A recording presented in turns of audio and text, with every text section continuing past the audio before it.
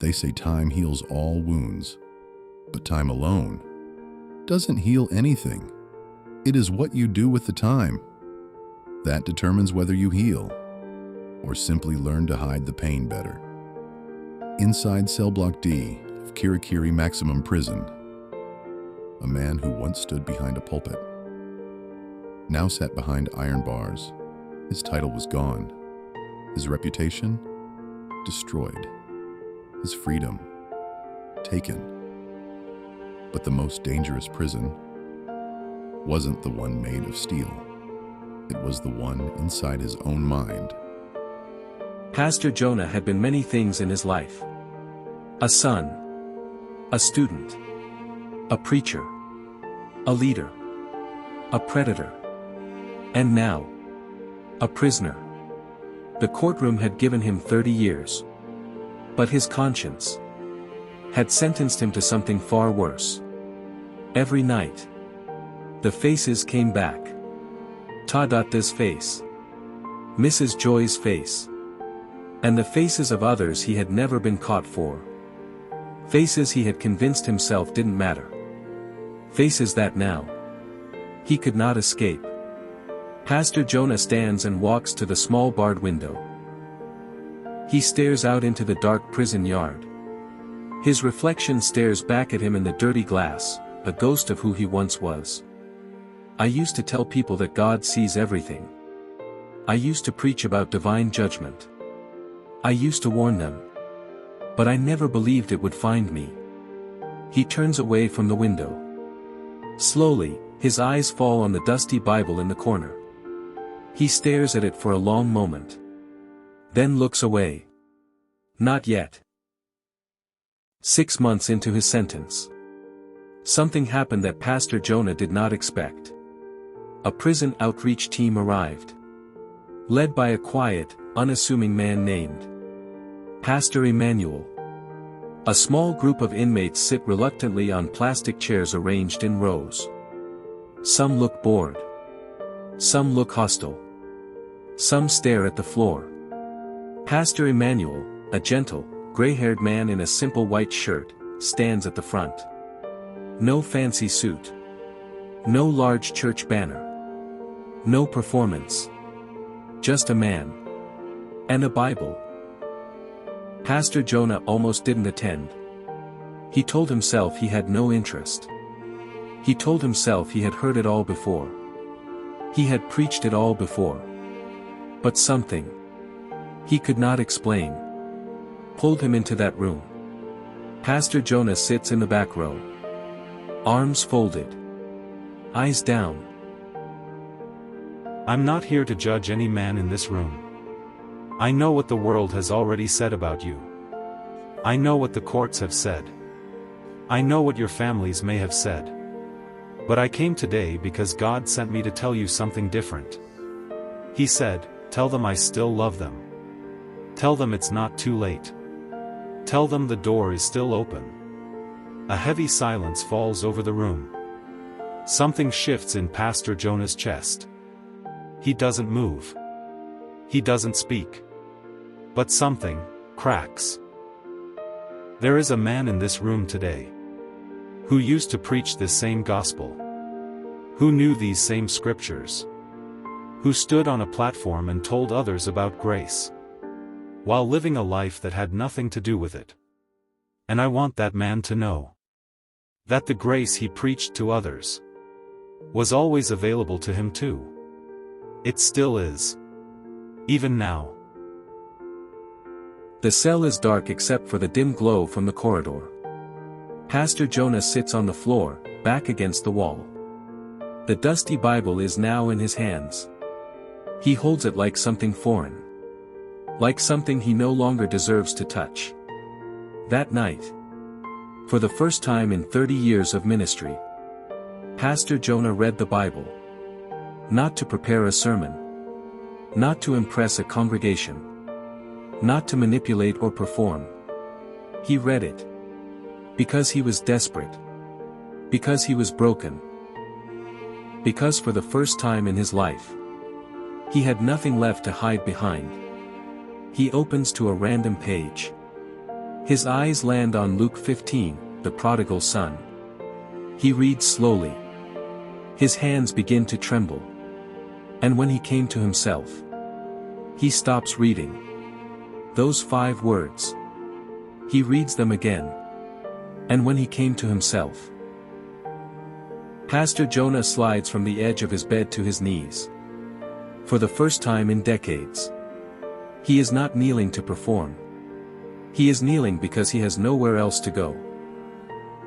God, I don't know if you can still hear me. I know what I've done. Not just to Tade, not just to Mrs. Joy, but to all of them. I hid behind your name, and I destroyed people. I am not asking you to erase what happened. I am not asking you to remove my consequences. I deserve every year in this cell. But God, is there still mercy for a man like me? Is the door still open? Even for me? Silence.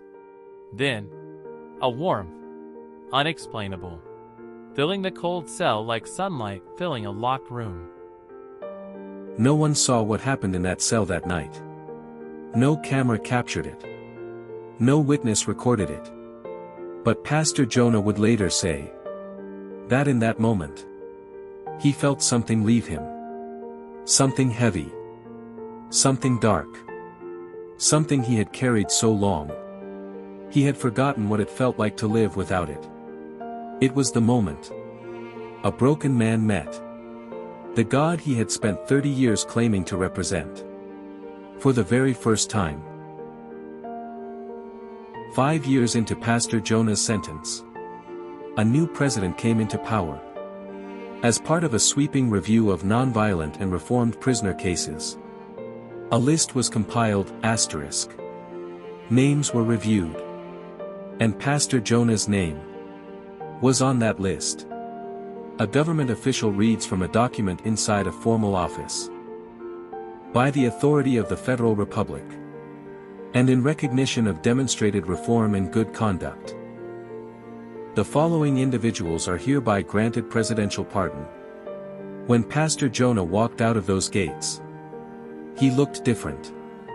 The expensive suits were gone. The confident swagger was gone.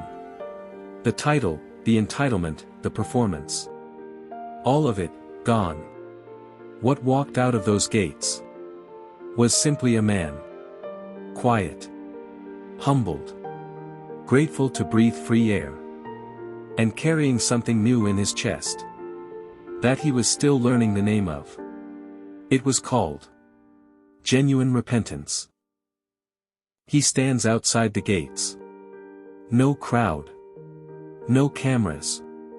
No welcome party. Just a man. And a second chance he knew he didn't deserve. He looks up at the sky. Takes a long, slow breath. And walks forward. The first thing Pastor Jonah did after his release was not return to the pulpit. He requested a meeting with the church board. And before they could say a word, he spoke first. I am not here to reclaim anything. I am not here to negotiate. I am here to say what should have been said a long time ago. I have disqualified myself from ministry. Not because the law said so, but because God's word says so. And more importantly, because the people I was called to protect deserved better than what I gave them. I am stepping down. Permanently. And I am asking this board to ensure that what I did never becomes something this church sweeps under the carpet. The people who were hurt deserve acknowledgement. And the church must do better. Silence around the table. Some members look down in shame. Some in genuine sorrow. One elder wipes his eyes. It was perhaps the most honest sermon Pastor Jonah had ever preached. And 5 years have passed since part 1.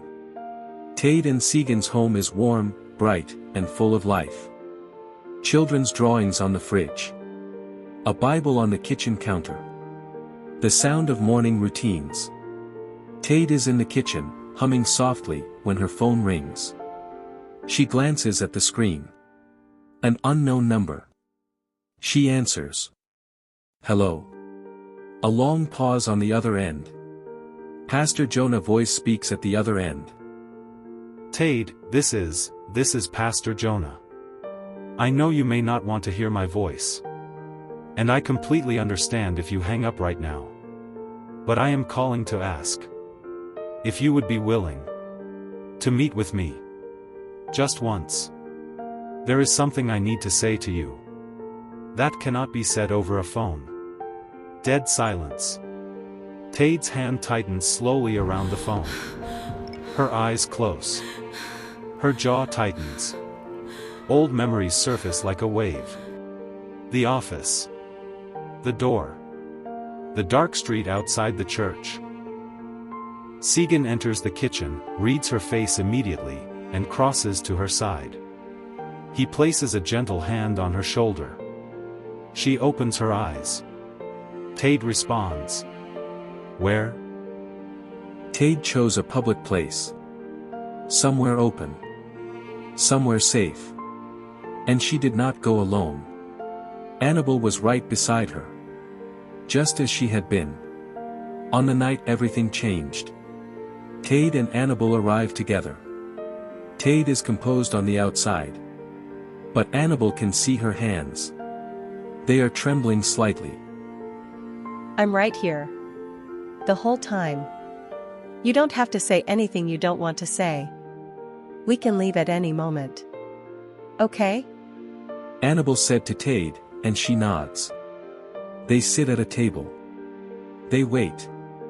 Then across the garden. A figure approaches. Pastor Jonah. He is thinner than before. Older. Simpler. He's Tade. He stops. For a moment. Neither of them moves. Then, Pastor Jonah's knees slowly lower to the ground. Right there. In the open garden. In front of everyone. He kneels. Annabelle's hand flies to her mouth. Tade goes completely still. I am not here to explain myself. I am not here to make excuses. I am not here to ask you to forget. What I did to you was evil. It was unforgivable by human standards. And I have lived with the weight of it. Every single day. Tade. I am so sorry. I am so deeply, genuinely sorry. You did nothing wrong. You were innocent. You were faithful. And I destroyed something precious in you. For my own selfish wickedness. I have no right to ask you for anything. But if you can find it in your heart, even a fraction, please, forgive me. His voice breaks completely on the last two words. He bows his head. Shoulders shaking. Tade stares at the man kneeling before her. The man who shattered her world. The man she once hated. The man she once screamed at God about. The man she had, in a quiet bedroom with tears streaming down her face. Already forgiven. A tear falls down her cheek. She stands slowly. And she speaks. Stand up. Please. Tade said. Pastor Jonah slowly rises. He cannot look her in the eyes. I want you to know something. What you did to me almost ended my life. Not almost. I was there. Standing at the edge. Ready to let go. And I need you to understand that. Not to hurt you. But because you deserve to know the full weight of what you carried out. But I also need you to know that I met Jesus. The real Jesus. Not the version you preached. The real one. And he healed me. Completely. He gave me back my voice. My joy. My purpose. My family. He gave me back, me. And because of him, I forgave you a long time ago. Not for your sake. For mine. And for his. You are forgiven, Pastor Jonah. By me. Completely. And I pray that you find the full healing that only He can give. Pastor Jonah breaks down completely. Annabel is crying. Several people nearby have stopped to watch quietly. Nobody speaks. In that open garden, under the afternoon sun, two broken people stood on the same ground and chose something greater than their pain. One chose accountability. One chose grace. And both were set free. There was one more visit Pastor Jonah needed to make. Pastor Jonah stands at the gate of a modest, well-kept home. He rings the bell. Waits. The gate opens. Mrs. Joy's husband stands there. His jaw tightens the moment he sees who it is. This meeting would be harder. Because unlike Tade, Mrs. Joy's husband had been there. He had seen it with his own eyes. He had been the one to walk in. He had been the one whose marriage had nearly crumbled from the trauma that followed. Tense silence in the living room. 4 people. Pastor Jonah. Mrs. Joy. Her husband, Michael. And the weight of everything unspoken. I am not going to insult you by making this long. Mrs. Joy. Michael. What I attempted to do in that church was a violation of everything sacred. Your marriage. Your trust. Your safety. I took advantage of a space that was supposed to be holy. And I turned it into something shameful. I am sorry. Genuinely. Not because I was caught. Not because I went to prison. But because I have met the God I spent years misrepresenting. And He showed me the depth of what I did. I am asking for your forgiveness. Not your trust. Not your friendship. Just your forgiveness. For your own peace. Not mine. Michael stands. Walks slowly to the window. His back to the room. His fists clenched. Then slowly, they open. Do you know how many nights she cried? Do you know how many times she flinched when I tried to hold her hand? Do you know what it does to a man to watch his wife disappear inside herself and not be able to reach her? He turns. Eyes red. We almost didn't make it. Our marriage almost didn't survive what you did. And you want forgiveness? Pause. The only reason I'm going to give it to you is because holding on to it was destroying me more than it was touching you. So yes, I forgive you. But understand something. The God you claim to have found, He is the only reason we are still standing. Give Him the glory. Not yourself. Mrs. Joy reaches across and takes her husband's hand. He holds it tight. It was not a fairy tale ending. There were no embraces. No tears of joy. Just 2 people choosing the hard, holy work of releasing a debt that they never should have had to carry. And a man learning to live with the consequences of his choices while rebuilding from the rubble of who he used to be. In the months that followed, Pastor Jonah never returned to ministry. He volunteered at a prison rehabilitation center. Quietly. Without titles. Without recognition. He said once, in a private conversation, "The only sermon I have left to preach is the one I live every day." Tade's school outreach grew. What began as visits to 2 schools became a registered foundation.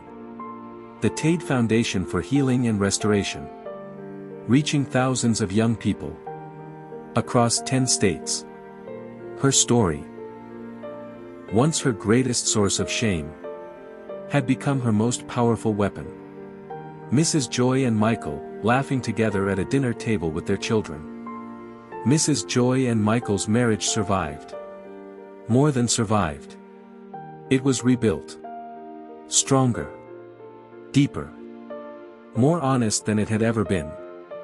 They began counseling other couples who were walking through the same valley they had once walked through. Pain had become their platform too. Annabelle never stopped showing up for people, because that was who she was. The one who knocked on the door when everyone else had walked away. She never knew that one knock had saved a life. The house is quiet now. Children are asleep. Segan sits reading. Tade stands at the window, looking out at the city lights. Segan looks up. "You okay?" Tade smiles.